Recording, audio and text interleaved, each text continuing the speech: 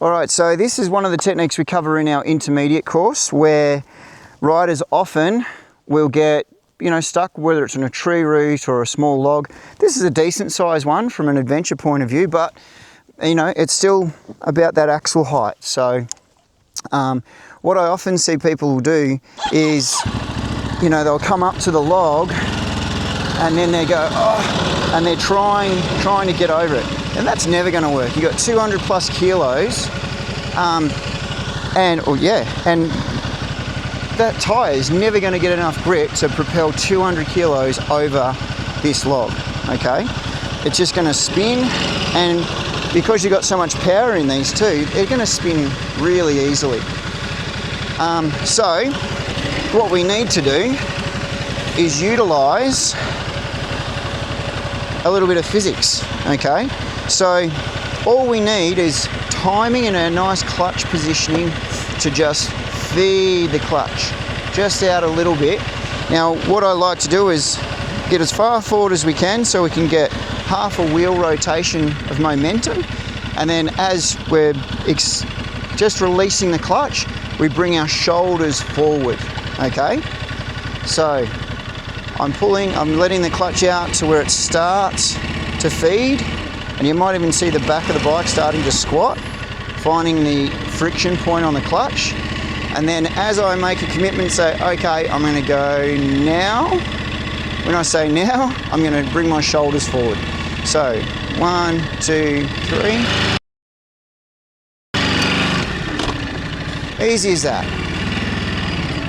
Whole lot less noise, whole lot less energy, and the bike's doing it effortlessly, okay? It's just timing. Now we didn't need a whole bunch of revs either. I'll do it on this little piece again, okay? So, I'm putting my feet firmly on the log, I'm feeding the clutch out till I'm pulling against it, and then as I lean forward, I'll just feed the clutch. Easy as you like.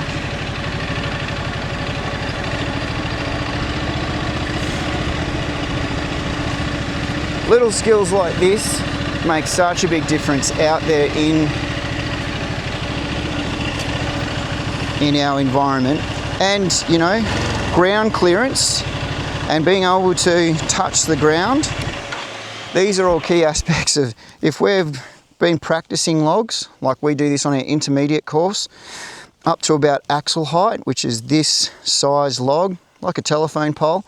It's the ideal practice size because it's not too big. If the wheels, the axle height is higher than the log, it's always going to roll straight over it, okay? Because it's just physics. But soon as that log or that obstacle becomes equal to your axle height, that's where it's going to be met with a square blunt force.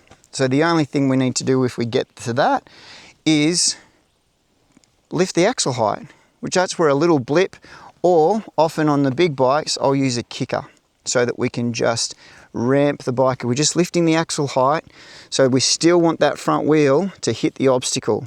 Because when we hit the front wheel, it actually loads the back wheel, and that helps our suspension and dynamics seesaw over an obstacle, okay?